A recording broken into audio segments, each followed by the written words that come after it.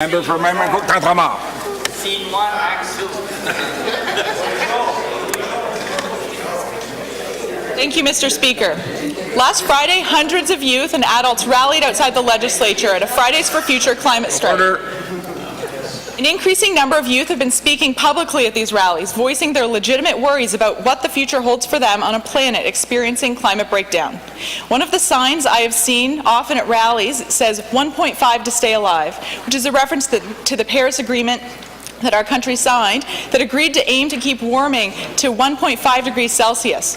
Whether or not the Premier will agree with scientists that we have a climate emergency, I hope that the Premier will agree with New Brunswickers who are being impacted by flooding and extreme weather events that the situation is serious. As the leader of our province, I would hope that the Premier would be well informed on this issue. Mr. Speaker, I would like to know if the Premier has at least read the executive summary for policymakers of the UN Intergovernmental Panel on Climate Change, or IPCC, report from 2018.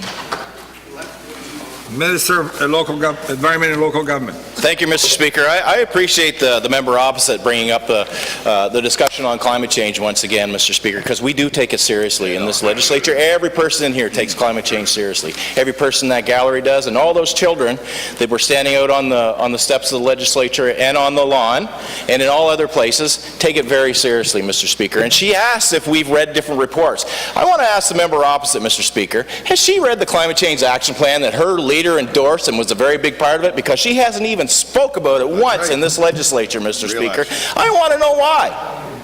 I want to know why she has not endorsed the Climate Change Action Plan for all the world to hear. Because it's a darn good piece of policy that several members of different parties of this legislature put together. It was all-party buy-in and all-party work.